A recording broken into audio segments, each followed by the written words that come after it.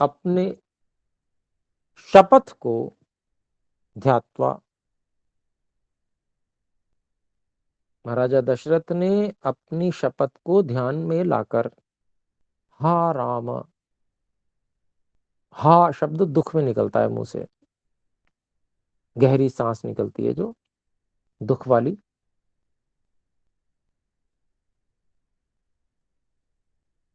इस प्रकार से निश्वस्य, इस प्रकार से श्वास निकालकर, छिन्न तरु इव, कटे हुए पेड़ के समान वो गिर गए, मतलब होश नहीं रहा, इतना दुख हुआ उनको।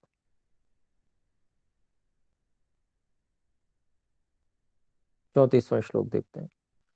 दीनया तुरया राजा इति होवाच कैकेयी, कैकेयीम् अनर्थमिमर्थ, अनर्थमिममर्थाभं केन त्वमुपदर्शिता।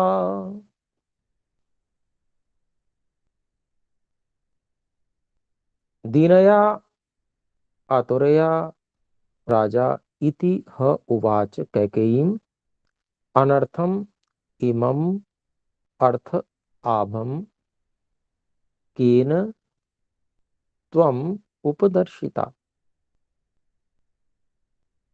महाराजा दशरथ को ये विश्वास था कि भाई ये तो ये ऐसा सोच नहीं सकती, जरूर इनको किसी ने उकसाया है, इसीलिए ये पूछ रहे हैं। तो इसका अन्वय देखते हैं। दीनया आतुरया वाण्या, वाण्या का हमने अध्ययन कर लिया। दीनया आतुरया वाण्या राजा कैकेयीम इति ह उवाच, अपनी दीन हुई हुई और बहुत ही दुखपूर्ण, आतुर, दुख से पूर्ण जो वाणी से राजा ने कैकेयी को यह निश्चय से कहा। क्या कहा?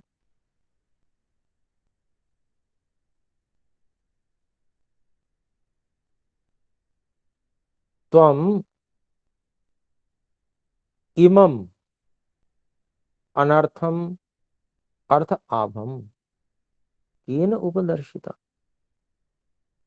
हे कैकेयी, तूने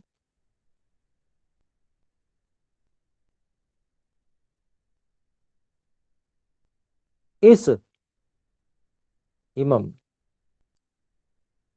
अनर्थम, इस अनर्थ को, अर्थ आभम जो अर्थ जैसा प्रतीत हो रहा है तो अनर्थ पर लग रहा है अर्थ जैसा।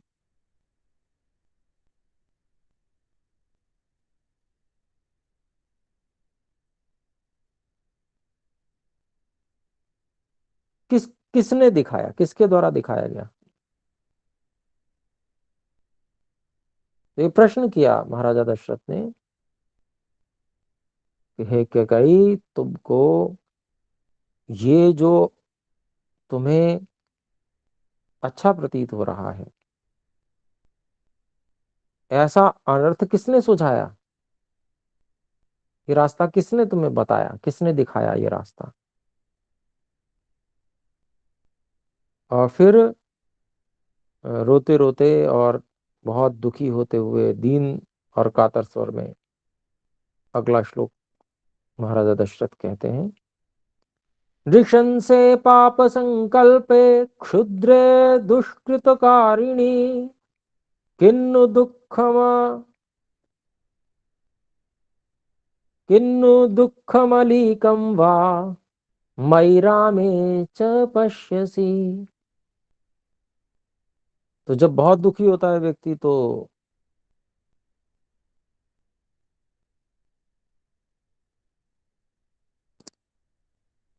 दूसरे को भला बुरा कहने के अलावा और क्या कर सकता है? तो यही यहां पर भी कह रहे हैं, देखिए। नृशंसे पाप संकल्पे क्षुद्र दुष्कृतकारिणी मयि रामे च किन्नु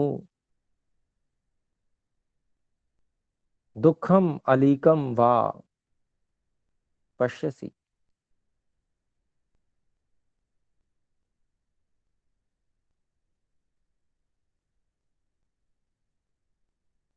दयाहीन कहते हैं नृशंस को, बिल्कुल जो दया से बिल्कुल शून्य है। हे दयाहीन, हे पाप का संकल्प करने वाली पापिन, हे क्षुद्र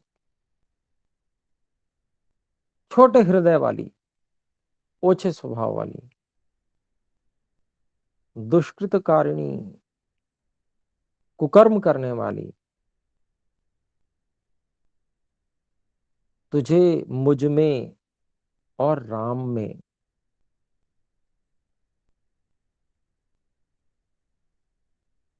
निश्चय से क्या, किम नु, दुखयुक्त और अप्रिय। तू मुझ में और राम में क्या दुख देने वाला, दुखदाई और अप्रिय क्या देखती है। किम पश्यति, किम पश्यसी।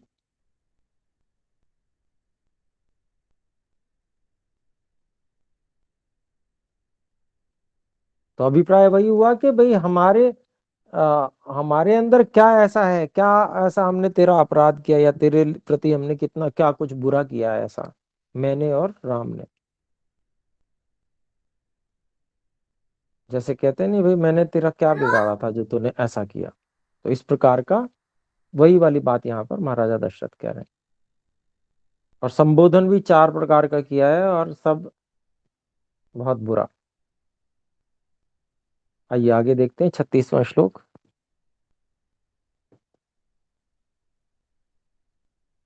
न कथंचिदृते, न कथंचिदृते रामात् भरतो राज्यमावसेत्, रामादपि हि तं मन्ये धर्मतो बलवत्तरम्।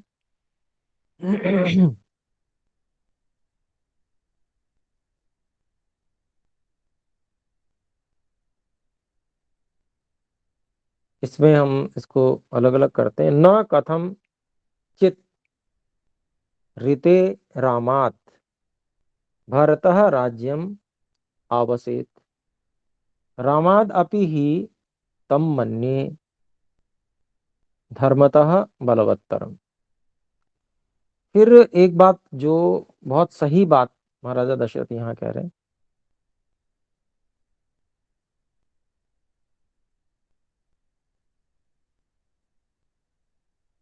तो यहाँ पर क्या कह रहे हैं, तो उसको हम अन्वय में करते हैं पहले।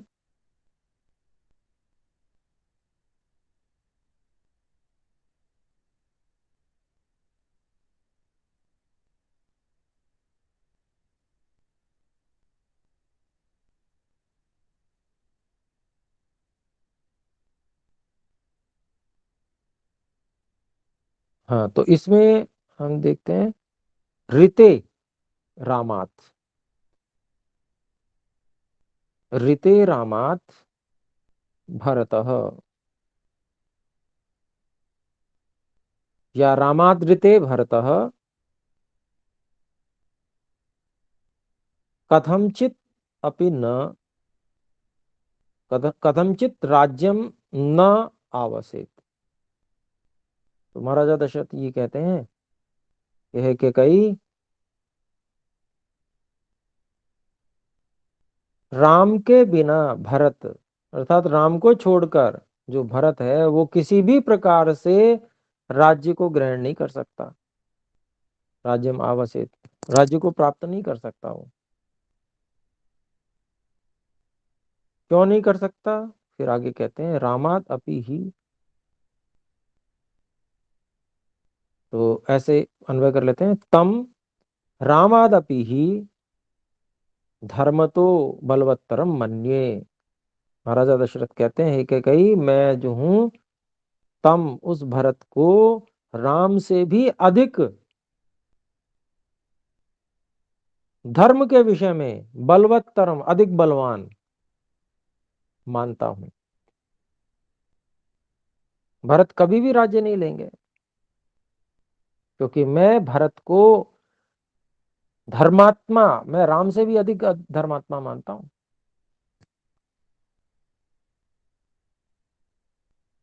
तो कैकेयी इस बात को नहीं समझ पाई, और बाद में ऐसा ही हुआ था। ये हम आगे देखेंगे कि भरत बिल्कुल साफ मना कर देंगे राज्य के लिए।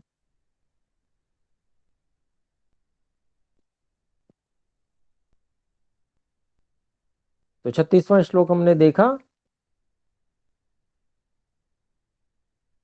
इसमें हम पहले बात भी कर चुके हैं कि जो अब दुख के समय में हमने हमने तुम्हारा क्या बिगाड़ा है, जो इसे महाराजा दशरथ कह रहे हैं, उनको ध्यान में नहीं आ रहा, उनको लग रहा है कि हमने कुछ भी गलत नहीं किया। तो फिर बाद में उनको विचार आएगा या ध्यान में आएगा क्या क्या ऐसी त्रुटियां कर चुके हैं, तो उसकी चर्चा हम कर चुके थे कि वेद के अनुसार एक से अधिक विवाह करना ही गलत है। संतानों की प्राप्ति के लिए नियोग का अलग से विधान था, और पहले ही खूब चलता था। नियोग होता था, संतानें भी होती थी।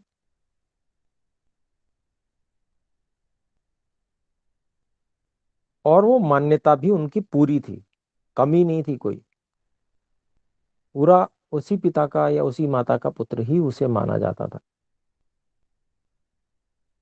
तो जो विधि विधान था उसको छोड़ के तीन विवाह करने का ये जो कार्य है, ये अनुचित था।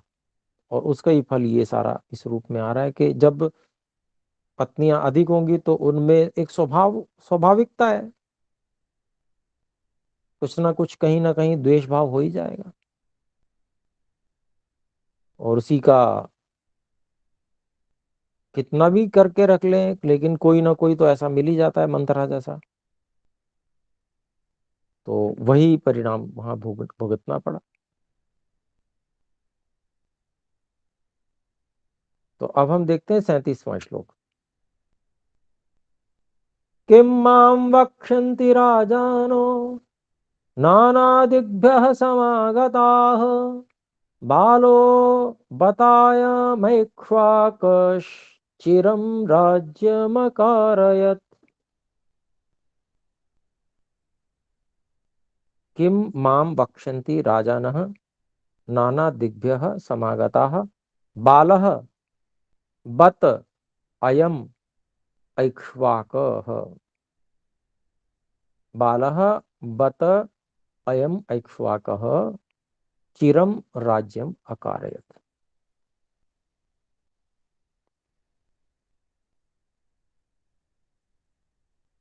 इसका हम अन्वय देखते हैं। नाना दिग्भ्य समागताः राजानः माम किम वक्षन्ति। महाराजा दशरथ कह रहे हैं कि कितनी ही अलग अलग दिशाओं से आए हुए जो बहुत सारे राजा आदि लोग हैं, वो मुझे क्या कहेंगे।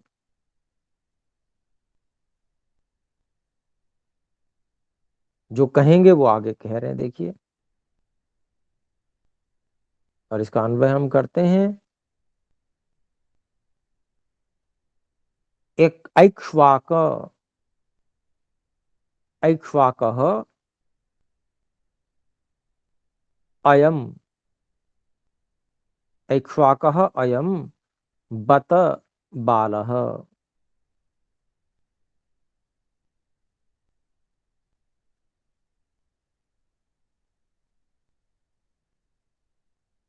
कथम चिरम राज्यम अकारयत्। तो लोग जो इधर उधर से आए हुए हैं और राजा आए हुए हैं, सब दिशाओं से, अलग अलग दिशाओं से आए हुए हैं, वो मुझको क्या कहेंगे। वो तो यही समझेंगे ना कि ये जो इक्ष्वाकु वंश का राजा दशरथ है, अयम इक्ष्वाकः बत बालः। बड़ा दुखदाई है और बाल बुद्धि वाला है। बालक बुद्धि उसको कहते हैं जो मूर्ख होता है।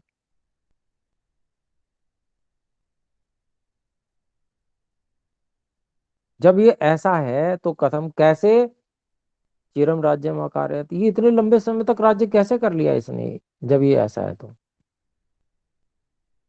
ऐसा वो लोग कहेंगे। ऐसा महाराजा दशरथ ने वहां पर कैकेयी से कहा। फिर आगे 38वां श्लोक देखते हैं अपने लोग। किम माम वक्ष्यति कौसल्या राघवे वनमास्थिते किम चैनाम प्रतिवक्ष्यामि कृत्वा विप्रियमीदृशम्। किम माम वक्ष्यति कौसल्या राघवे वनम आस्थिते किम च एनाम प्रतिवक्ष्यामि कृत्वा विप्रियम ईदृशम।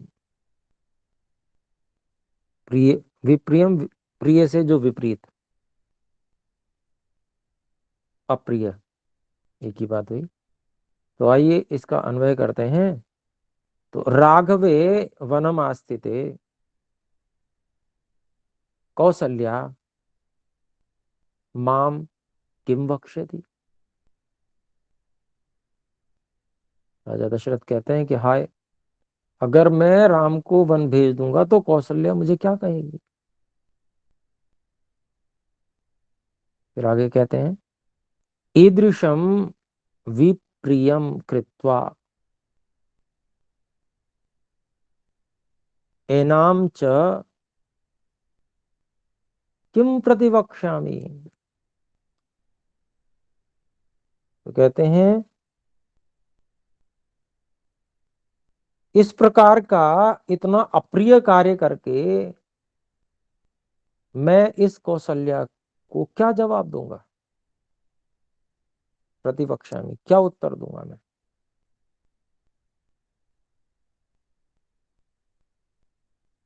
तो 39वां श्लोक देखते हैं।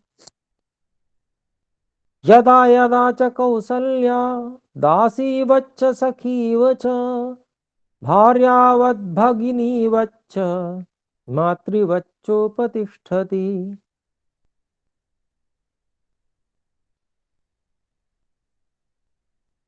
और हमेशा, यदा यदा यहाँ पर जब जब के लिए वैसे आता है, लेकिन सदा के लिए, हमेशा जो कौशल्या, माँ कौशल्या का जो व्यवहार था ना, बहुत ही सुंदर व्यवहार था, एक आदर्श के रूप में उनका व्यवहार था। और इसीलिए श्री राम जी वैसे बने, वो अपनी माता से ही वो सारे उत्तम गुणों को सीखे। तो यहाँ पर यही कह रहे हैं कि हमेशा ही जो कौशल्या है वो दासीवत, अर्थात जब भी सेवा का अवसर आया उसने दासी के समान सेवा की। सखी इव च, और मंत्रणा में, सलाह देने में मित्र के समान थी वो। भार्यावत, और जितने भी उत्तम उत्तम कार्य होते हैं उसमें पत्नी के समान वो हमेशा सहयोग करती थी। भगिनी वच्च, और जैसे अपनी बहन बहुत अधिक हितैषी होती है तो उसी के समान वो बहन के समान भी व्यवहार करते थे। मातृवच्च उपतिष्ठ, मातृवच्च, और जैसे माँ अपने संतान को भोजन कराती है और ध्यान रखती है, बहुत ज्यादा रक्षा भी करती है, तो उसी के समान, माता के समान ही वो हमेशा रहते थे। यानी कि इतने सारे गुण एक में थे। माँ कौशल्या सेवा करने के में दासी के समान, मित्र के समान, पत्नी के समान, बहन के समान और माता के समान भी रहती थी। अर्थात इतना, इतने प्रकार से उत्तम उत्तम व्यवहार वो करती थी। फिर 40वें श्लोक में क्या कहते हैं। सततम प्रिय कामा सततं प्रिय कामा मे प्रिय पुत्रा प्रियं वदा न मया सत्कृता देवी सत्कारहा कृते तव। और जो कौशल्या थी वो कैसी थी, रानी कौशल्या महारानी? सततम प्रिय कामा, निरंतर हित चिंतन करना, अच्छे के लिए कामना करना, प्रार्थना करना ईश्वर से सब।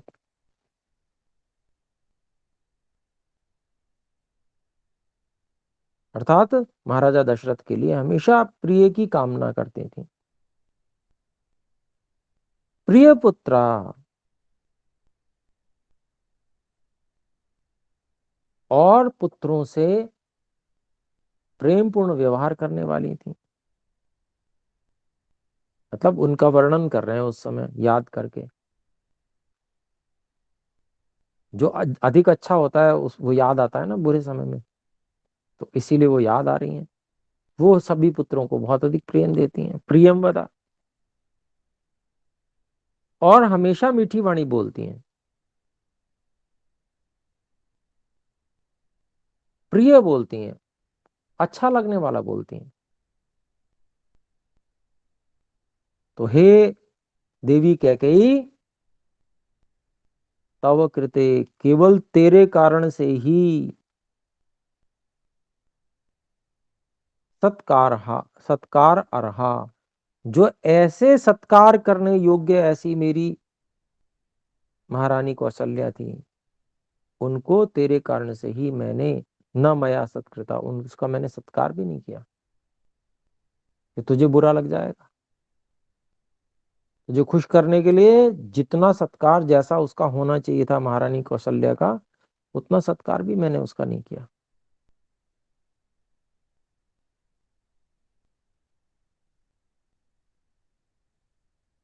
फिर आगे क्या कहते हैं, महाराजा दशरथ पश्चाताप कर रहे हैं कि किसके लिए मैंने ऐसा किया, जिसने सब कुछ विनाश कर डाला, जिसका अपनी बुद्धि पे काबू ही नहीं है, जो स्वयं निर्णय अच्छे से लेती ही नहीं है। सारा किया हुआ अच्छा व्यवहार और उत्तम व्यवहार, प्रेम, वो सब नष्ट कर दिया। ऐसा पश्चाताप कर रहे हैं महाराजा दशरथ। तो ये पश्चाताप होने के बाद में इतिहास पढ़ने का हम लोगों को क्या लाभ होना चाहिए?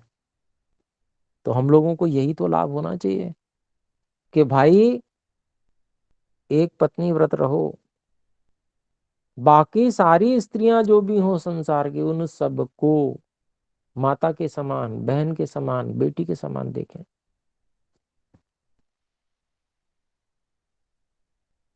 कभी वाणी और शरीर की बात बहुत दूर की है, मन में भी कभी ऐसा भाव, विपरीत भाव ना आवे, ऐसा होना चाहिए। तब व्यक्ति ठीक रह सकता है, सुखी रह सकता है। केवल मेरे पास धन अधिक है, मेरे पास संसाधन अधिक है, मैं कितनी भी पत्नियां रखूं, कोई फर्क नहीं पड़ेगा, मैं सबको संतुष्ट रख सकता हूं, ये केवल मूर्खता की बात है। ईश्वर की बात का खंडन करना, वेद विरुद्ध चलना, ये तो महामूर्खता की बात है। ये अपने लोगों को सीखना चाहिए यहां से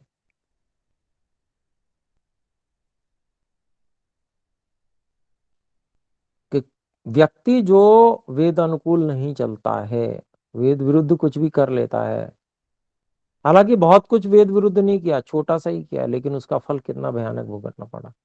बाकी सब कुछ वेद के अनुसार कितना सुंदर उन्होंने वातावरण बनाया था, तभी तो श्याम जैसा पुत्र रत्न प्राप्त हुआ। तो बहुत कुछ अच्छा होते हुए भी, अधिकांश अच्छा होते हुए भी कुछ गलतियां जो कि उसका परिणाम कितना भयानक भुगतना पड़ा, कि मृत्यु तक उसी कारण से हुई।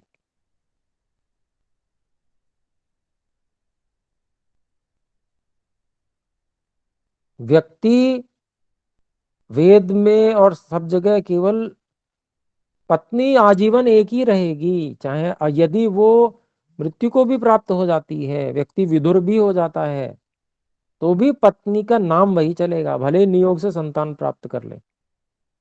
नियोग से संतान प्राप्त करने के बाद भी मां का नाम वही होगा, चाहे वो नहीं है तब भी।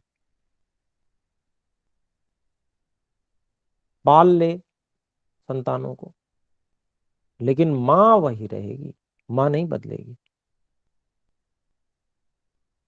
ये है क्यों? क्योंकि उसमें दाय भाग का बहुत बड़ा कारण है।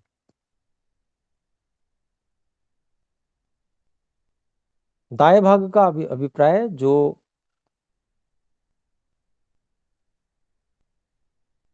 उत्तराधिकार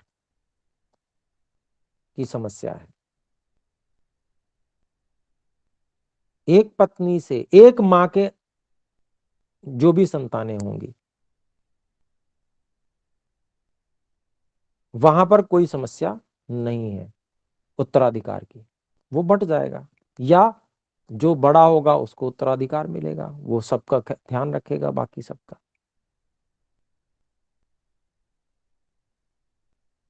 लेकिन यदि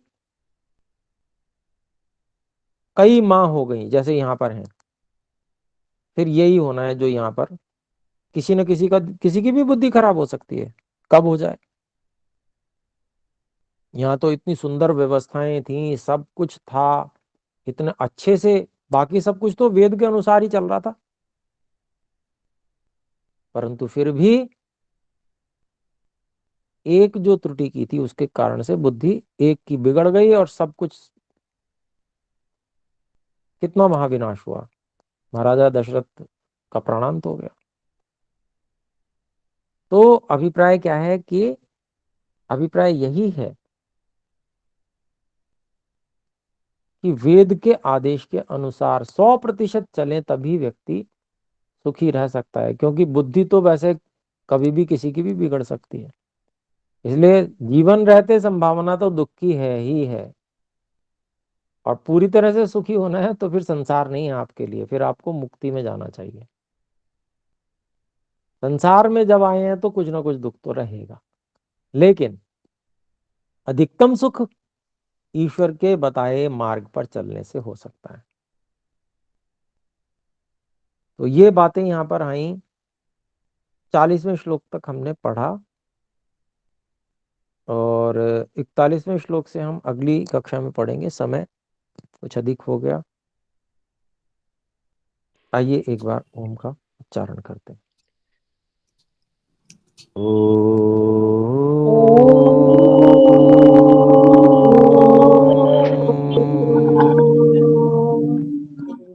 सर्वोभ्य नमस्ते आचार्य नमः, जी। सभी को सादर नमस्ते जी। नमस्ते गुरु जी। नमस्ते जी, नमस्ते जी, ओम।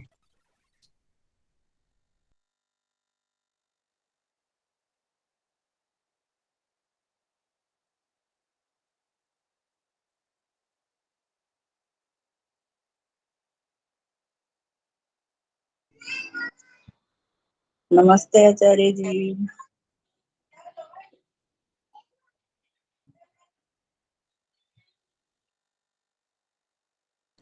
सर्वेभ्यः नमो नमः।